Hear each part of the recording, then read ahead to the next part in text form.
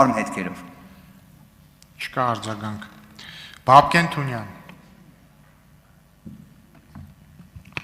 Շնորհակալություն, պարոն Վարդևանյան, նախ ներողության մասով իհարկե շատ ողջունելի է, բայց կհամաձայնեք, որ մարդը շատ մեծ հաճույքով ներողություն է խնդրում ուրիշի արածների կամ չարածների համար, ոչ թե իր։ Օրինակ մենք էլ այս դահլիճում շատ է եղել, որ ներողություն են խնդրել ընդդիմության պահվածքի համար, որտեղ սեփական արարքի համար ներողություն խնդրելը նշանակում է մեղք ընդունել։ Ուրիշի համար ներողություն խնդրելը մի տեսակ մեծահոգության ժեստ է։ Ամեն դեպքում ես շեղվեմ, ձեզ շատ հարցեր ունեմ, բայց երկուսը տամ, հետո եթե ժամանակ լինի նաև երրորդը։ Դուք նշեցիք, որ 2022 թվականի նոյեմբերին մանդատը բայր դրեցիք, որտեղ ասեցիք, փաստացի ձախողեցիք պայքարը։ Այդ դիմադրության շարժումից հետո ձեր տեղը այլևս քաղաքականության մեջ չէի գտնում։ Հիմա եթե հաշվի առնեք նախընտրական շրջանում ձեր օրակարգն ու խոսույթը, դուք դա էլ ձախողեցիք, որովհետև ձեզ համար հաղթանակը մի ձև ուներ, դա Սամվել Կարապետյանի վարչապետ լինելն էր, որը մենք անկեղծ ասած որևէ կերպ չենք պատկերացնում։ Հիմա այսինքն այդ ձախողում չէր եւ դա արդյոք չէր նշանակում, որ այս դեպքում էլ պիտի հրաժարվեիք։ Եվ երկրորդ հարցը, օրինակ դուք խոսում եք ազգային ժողովի փոխնախագահի պարտականությունները կատարելու ձեր հնարավոր ձևի մասին, ազգային ժողովի ինստիտուտն է կարևորում։ Օրինակ եթե դուք վարեիք նիստը եւ օրինակ երթման տեքստը կարդալու ժամանակ ոտքի չկանգնեին պատգամավորները կամ ներկայանալու ժամանակ ոտքի չկանգնեին։ Սրանք պրիմիտիվ են, པարզ բաներ են, որ անկախ քաղաքական նկատառումներից միշտ տեղի են ունեցել։ Դուք դա օրինակ որպես խորհրդարանի փոխնախագահի տեխնացու ո՞նց եք մեկնաբանում։ Նա նորմալ է խորհրդարանական երկրի համար ինստիտուտի հեղինակության տեսանկյունից, թե ոչ։ Վերջին հարցից սկսեմ, շնորհակալ եմ հարցերի համար։ Առաջինը, եթե ես լինեի պատասխանատուն ազգային ժողովի առաջին նիստի, կապահովեի հստակ սահմանված կարգ, վեհափառ հայրապետը կլիներ նիստերի դահլիճում։ Այնպես ինչպես եղել է 2021 թվականին, այնպես ինչպես եղել է 2019 թվականին, այնպես ինչպես եղել է 2018 թվականին։ Իդեպ հատուկ ընդգծեցի 2019 թվականը, 2021 թվականը, որովհետև դրանք եղել են ձեր պատասխանատվության ժամանակահատվածները։ Եվ ես չեմ հիշում ազգային ժողովի նիստերի դահլիճում որևէ մեկի, հիմա 21 թվականին եղել եմ, չես թե։ Ես չեմ հիշում, որ օրինակ որևէ մեկը մտահոգություն ներկայացներ, թե վեհափառ հայրապետը ինչի համար է ազգային ժողովի նիստերի դահլիճում։ Հակառակը, բոլորդ հարգել եք վեհափառ հայրապետին, բոլորդ, ովքեր եղել են 8-րդ գումարման ազգային ժողովի падգամավորներ։ Լավ, ինչ ա եղել։ Մենք մայր աթոռը պետք է վերածենք քաղաքական դիսկուրսի։ Իրապես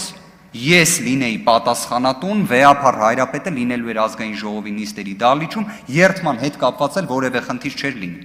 Դուք երևի թե նկատեցիք, չէ, որ մենք տեղից մտահոգությունը մեր բարձրաձայնում ենք, ուղիղ հարցնում ենք, որտեղ է վեհափառ հայրապետը։ Եթե դա ապահովված լիներ, նման խնդիր չէր լինի։ Բայց ամեն դեպքում երթման տեքստի բովանդակության, դրա իրացման արարողակարգային տեսանկյունից ես ձեզ ներկայացրեցի Հայաստանի Հանրապետությունում պաշտոնավարող, բազմաթիվ մարդկանց ճակատագրերը որոշող կոնկրետ դատավորի վարքագիծը, ով ասում է падգամավորը 8-րդ գումարումից 9-րդ գումարում ավտոմատ անցնում է, երթվել եւ այլ, դրա կարիքը չկա։ Ես որպես փաստաբան նիստերի դահլիճում դատարանի ասել եմ ապահովեք, որ գա երթվի։ Նոր կամ հին, կներեք, ճիշտ եմ հասկանում, որ օրինակ պարոն Թունյանը, որ 8-րդ գումարման ազգային ժողովի падգամավոր էր, 9-րդ գումարման այդ առաջին նիստին չի երթվել։ Հա, տենց չի էլ եկել, թուղթը չի ստորագրել, տենց հա կազմակերպվել։ Եթե տենց հա կազմակերպվել, ես ուրեմն պետք է ասեմ, որ Կարեն Ֆարխոյանը ճիշտ էր։ Եթե տենց չի կազմակերպվել, ազգային ժողովի արժանապատվության հարցն է, ինստիտուտի։ Ոնց կարա տենց լինի։ Ոնց կարա մի հատ դատավոր որոշի, որ այլևս կան իրավահաջորդության տրամաբանության падգամավորներ, չհասկացա։ Հետևաբար ես առնվազն այդ մասով շատ հետևողական կլինեի, կապահովեի դա եւ որևէ խնդիր չէր լինի։ Ձեր երկրորդ հարցադրումը մի հատ բայց պետքա խնդրեմ հիշեցնեք, կարծես չէ, հիշեցի։ Ասում եք, թե արդյոք նախընտրական քարոզարշավի տեսանկյունից, մեր կողմից ներկայացված ծրագրերի, ձախողումների տեսանկյունից, տենց ենք դիտարկում, թե ոչ, մենք դիտարկում ենք հետևյալ կերպ քաղաքական գնահատական ընդգծեմ, մենք չենք պարտվել, դուք էլ չեք հաղթել։ Արձագանք Արդյունքում ձևավորվել է կառավարություն ընտրական օրենսգրքի ձայների փոշիացման շնորհիվ։ Պարոն Վարդևանյան, ես Սիսակ Գաբրիելյանի ասածը մի բան ավելացնեմ, քանի որ առիթ ունեցել ենք իրար հետ թեկուզ կարճ բայց աշխատենք, ես գիտեմ, որ դուք ոչ միայն սիրում եք, որ ձեզ գովում են, ինչը նորմալ է, ես էլ կարող եմ գովել, իրոք դուք շատ լավ փաստաբան եք ու նաև շատ հետաքրքիր տաղանդ ունեք, նաև ձեր փաստաբանության համար նորմալ շուկա ապահովելու, ինչը բնականաբար ողջունելի է, բայց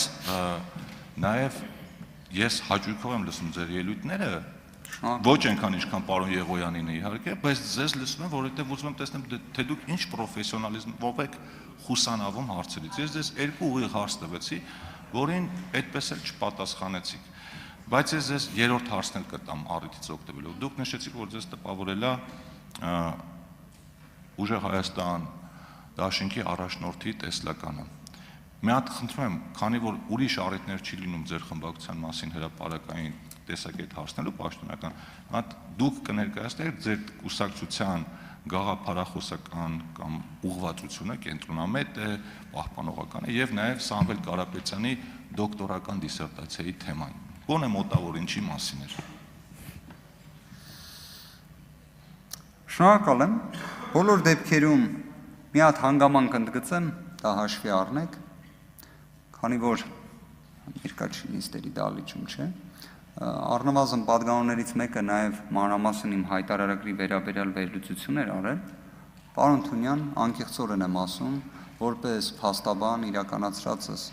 գործունեության շրջանակներում, ձեռնարկատիրական գործունեության շրջանակներում այնպիսի աստիճան էի կարելի ասել ձեռք բերել, որ ես որևէ հավելյալ շուկայի կարիք չունեմ, ավելին ունեմ մեկ հանգամանքի կարիք, Հայաստանի Հանրապետությունում փոփոխությունների, դրան անձնվիրաբար ծառայելու եմ, ուժերիս ներածին չափով, մաքսիմալ, հիմա դա կլինի ելույթներով, որոնք ձեր համար ընդունելի են, դուրեկան են, շատ լավ, եթե ոչ, քավլիցի, մյուս գործընկեր ես հարցը տա, ես անդրադառնամ մյուս ձեր հարցերին։ Բայց դա կանեք ընդմիջումից հետո, որովհետև ընդմիջում մինչև 12:00